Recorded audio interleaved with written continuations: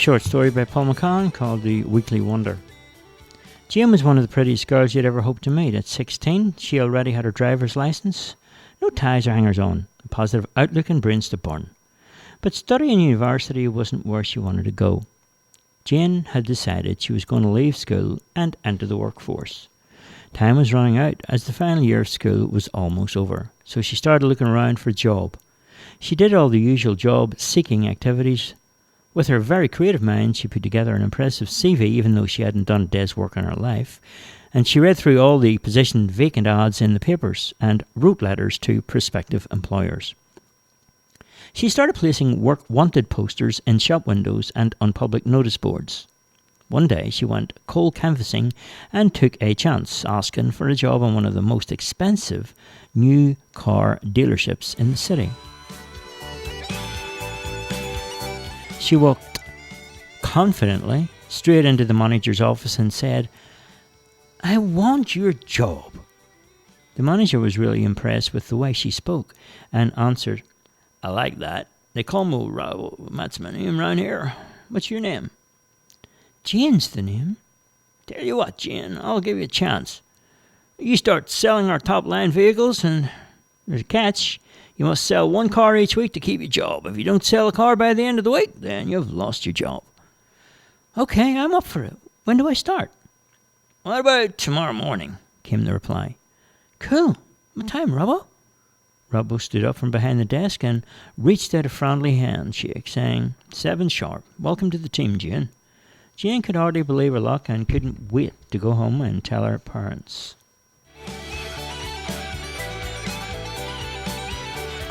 Next morning she was up and ready for work and made her way to the car yard. She managed to convince her boss that the best way to sell those very expensive cars was not to wait for customers to come into the yard, but instead to bring the car to the buyer. Jane got permission to take the car out of the yard and on the road with the prospect of selling it. So Jane drove away in a car worth a small fortune and thought to herself, "Now who would be interested in this kind of car? And who would that sort of money be connected to?" As she drove along the freeway, she saw a horse racetrack adjacent to the road. A large sign displayed that there would be a race meeting today. She thought to herself, of course, horse owners have a lot of money. And just maybe I could blend in amongst them and work my way into their hearts and their pockets. So she drove off the main road, following the signs to the track. When she turned into the members' car park, she was stopped by an attendant who asked for some identification. Jane got out of the fancy car and put on a thick overseas accent. "Oh, hi, I'm actually a horse owner, and I'm here on business. I'm part of a large syndicate, and we're very interested here in a few of the runners today. My connections have told me to come over here and watch some of those horses go around. Now, if you don't mind me, get on here and look at your horses. I'll make my way into the racetrack, otherwise I'll have to go, and people won't be happy with me or you."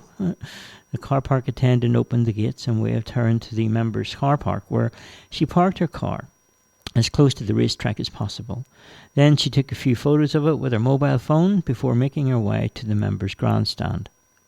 On the top level of the grandstand was the main bar and restaurant, where she sat down at a table overlooking the track. She checked out everyone, and her attention now was fixed on a group of 4. She could tell by the fashion and the clothes that they were very wealthy. There were 2 well-dressed young men with 2 beautiful ladies. They seemed very excited after watching a horse just win a race. She overheard a few things they had said and assumed that they were the horse owners. This was her opportunity to sell her first car. She could feel it. She made her way over to speak with them and address one of the ladies. "Oh, excuse me, I've never been to the track before, and I was wondering where the ladies' toilet is." "Just take the door to the left and follow the signs." "Oh, thank you. I just love that dress you're wearing. Is it from a famous designer?" "It's something I picked up from my last trip to Europe." "How beautiful it looks on you." Thank you. My name is Jane. I'm very pleased to meet you." "Oh, I'm Marie, and these are my friends, Jack, Gary, and Cassie." "Hello," said Jack. You a horse owner yourself? Well, not really. I'm here on business for an overseas syndicate who collect horses. I myself collect fast cars, but hey, they all have horsepower, right? Everyone laughed, and Gary reached out his hand. Pleased to meet you, Jane. My name is Gary. How do you do, Gary? Are you a horse owner? He smiled and said, Yes, we're part of a syndicate. Oh, what a thrill it must be for you. How many horses have you? Jane said. Marie butted in. Well, we own the horse that just won the last race, and we have 3 others. Wow, I just watched that race. What a great horse you have there. It won so easy. You must be very proud, said Jane. Oh, well, it's all a bit of fun for us, said Jack. Jane replied, So how much would a horse like that cost? 2 million. Will you make some money then on that investment? Jane asked. Gary said, Yeah, we're all very excited about our prospects. So you were saying you collect cars. I love cars myself. How many do you have? Oh, I have a yard full of them. I drive a different one each week. Jane took out her mobile phone and showed him the photo that she had taken in the car park of the car she was in. Gary looked at it and said, Oh, cool car, American muscle, isn't it? Jane replied, Yeah, sure is. It's a Chevrolet Corvette. Can I have a look? Show me, said Cassie. Jane handed over the mobile with a photo of the car. They passed it round. When Cassie saw the Corvette, she said, Oh, yes, I want one of those. That's exactly the kind of car I'm after. Oh, the look, the colour, everything. How much did it cost? Well, on the market, they're fetching around 200,000, but I have a friend in the business, and I got it for half that price. You're kidding me, Cassie said. No, it's true. I picked it up with just a few 100 kilometres on the clock for 100 grand. Get out of here, Cassie said. Yeah, a real steal. It's got 638 horsepower, goes from 0 to 60 miles per hour in 4 seconds. Cassie was hooked. Do you think maybe you could squeeze me and get me the same deal? Oh, if you're really interested, I'll have a talk to my friend, and maybe he could get back to you. Oh, yes, I'm really interested. I've been looking for something just like that. Today I made a little money on the track, so I guess you being here is like a good omen or something. Here, this is my business card. If you can set up a deal and get your friend to ring me, I'd be so grateful. No problem, said Cassie. Now, I really must rush off to the ladies. Bye.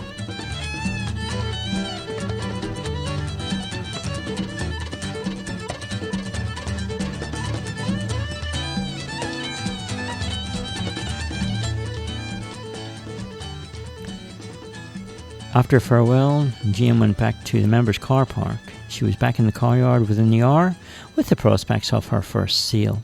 Robbo made the car a special note for all the other salespeople and made a special notice that on Cassie's card that she could get the car at a discount price, just as a special boost for Jane's confidence. He set the deal up and rang Cassie and confirmed who he was and made the deal over the phone. They were both immediately satisfied, and Jane was ecstatic on their first day of the job. She now had almost 2 weeks to sell another car of her choice and had a walk among the stock and decided to go for the BMW convertible. That evening, as she drove home, she thought about where she would target for the sale of the Beamer. Then, out of the blue, she felt like a little celebration to mark the achievement of selling her first car in the new job. So she decided to call into a night spot in the city. After she parked the car, she stopped to ring her parents and tell them that she would be home late. She heard music blasting out from a place called Heart City, and she thought maybe it was worth a look. Once inside, she made her way to the bar. She looked much older than she was and was never questioned or asked for identification. She took a drink and took a quiet seat. She watched the young girls dance. She saw a dude from her neighbourhood and went to say hello. "Oh, hi, Jane. How are you?" "Just fine, Pat. What about you?" she said. "Oh, I'm okay. What brings you here, this part of town?" "Oh, celebrating my first day on the job." Then some guy walked over and handed Pat a small bag and said, "Where's the cash for the house, man?" Pat quickly handed over some cash. Jane smelled some business and felt out the sin using Pat as her way in. "Hey, Pat, I didn't know you used drugs." "It's been my sin for years now, Jane. Would you like to try some of the gear I've got?" "Put another time, maybe. Sometime I got to get something sleep. I'm really tired. Got to get up early in the morning. My new job's going really good and I don't want to stuff it up. Is that okay?" "No problem. We'll be seeing you round, huh?" Jane saw a big chance to get involved with the underworld money and she needed a way in.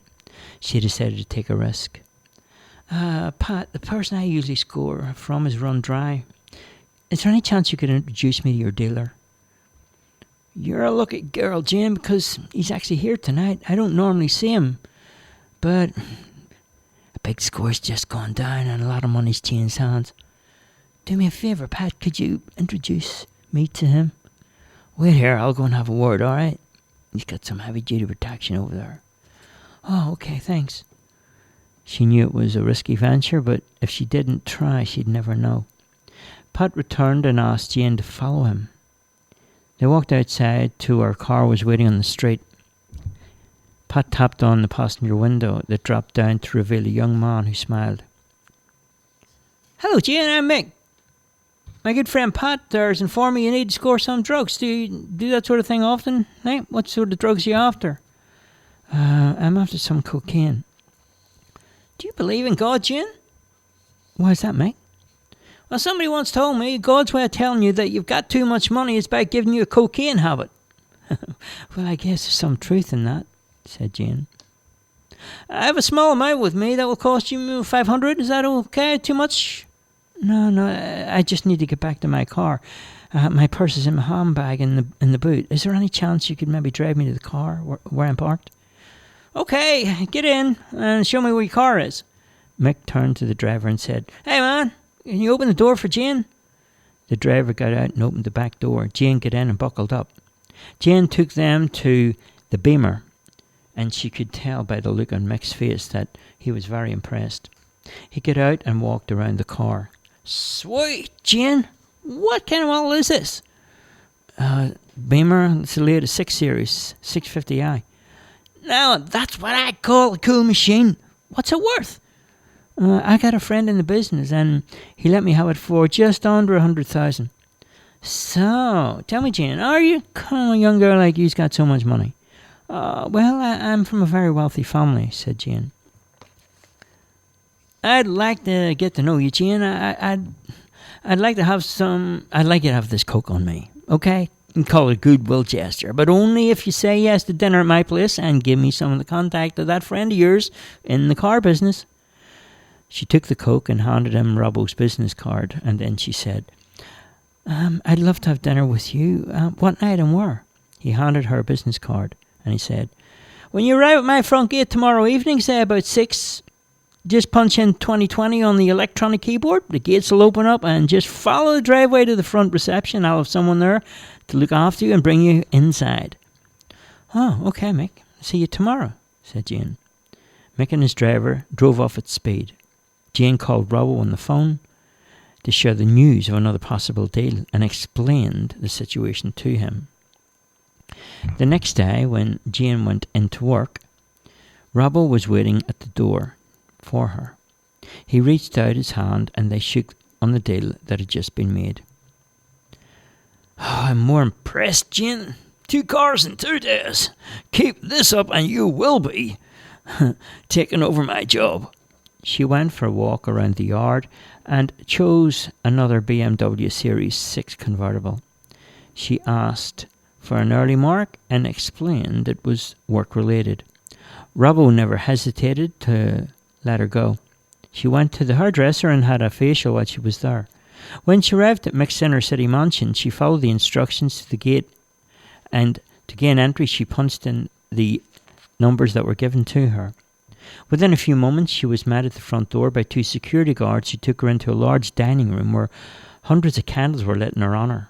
Mick was sitting at one end of the table, and at the other end a place was set for Jane. Mick got up and presented her with some red roses and said, "Welcome to my home, Jane. I'm so glad you could make it." Jane accepted the roses. "How did you know my favourite flowers were roses?" "Just a lucky guess, I guess," Jane replied. I'm really sorry, Mick, but I'm really tired. Maybe, I don't know, if I could just sit down. I've had a busy day." Jane noticed that there were cameras on the ceiling. She was feeling uneasy. And she put the roses and one by one around. "I hope I'm not intruding. You must be a busy man," Jane said. Mick returned to his seat and said, "Not at all, Jane. See, I'm boss of this organisation and I can take time off whenever I like." Jane wanted to take the topic of discussion somewhere else and said, "So, how did you go with my friend in the car business?" "Oh, thank you. I spoke with Robbo. He's a really friendly man. He spoke highly of you. Actually, I've already bought a car from him. It's almost exactly the same as the one you had last night. And I'm really happy with it." "Oh, I'm so glad, Mick. This is a beautiful place that you live in." "Oh, it's one of own. I've got a few around the place. See, Jane, I like beautiful things in my life, and that's why I'm asking you to join me for dinner. After dinner, I've got a proposition I'd like to run past you." "That sounds intriguing," said Jane. After dinner, Mick looked across at Jane and he said, "Jane, I'm just about to come right out and say I'd like to offer you a job as my personal escort. I travel the world and entertain lots of people in my line of work. You're going to make me look good, and I want you to be there right at my side. Strictly all professional basis, mind you." Jane felt uneasy, but it was such a tempting offer that she had to say yes. But before she did, she wanted to clear the air about who she was and what she did for a living. Before giving you my answer, Meg, I have something I need to tell you. I work for Robbo and sell cars for a living." Mick looked shocked, and he said, "You've got to be kidding me. You actually had me fooled," Jane replied. "I'm really sorry, Mick, but the deal is I've got to sell one car every week or else I'll lose my job," Mick answered. "How long you worked for him?" "Oh, just 2 days, and you're the second sale I've had." Mick couldn't control himself and started laughing. "It's very, very rare I'm actually taken in by anyone. But you, Jane, you've really sent me for a spin." "Oh, another thing, Mick. I don't take drugs. I only wanted to score so I could meet people behind the scene with the possibility of making another car sale." "Jane, I saw an innocence in you, and one of the reasons I asked you for dinner was to find out more about you. My instincts are always right, believe me. I've been around a long time and I know how to judge someone's character." "I also saw an innocence in you, Mick," said Jane, and she continued. "I know you're some kind of gangster, but I see a better man. That's why I accepted your dinner invitation this evening. Wanted to get everything out there. So I'm glad we've cleared the air. Now, if you still want me to be your personal escort, I'd be delighted. But I still need to work for Robbo as well." "Jane, you must be crazy. But my offer still stands.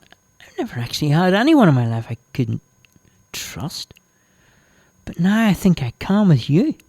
Jane smiled and said, "So do I get the job?" Mick looked puzzled and said, "Why do you want to work in the car yard? The job I'm offering you pays extremely well, and there's going to be lots of travelling to do." "Well, it's the principle, Mick. Rob will give me a go, and I feel I owe him. I made a promise, and I try to keep that promise.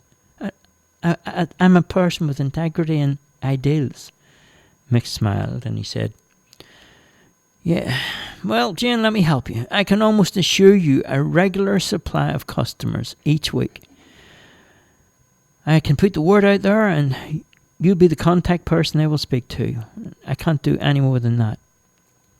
Jane agreed and was now orchestrating 2 careers. Everything was going well. With Mick's help, she had a good source of customers appearing, which gave her more time to give to Mick. Mick may have been a gangster, and he may have even done some awful things to people, but she could see a goodness under his thick skin.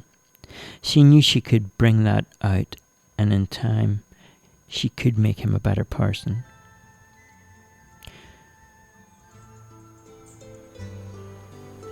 Jim kept encouraging Mick all the time to get away from crime and to live a new life on the straight and narrow.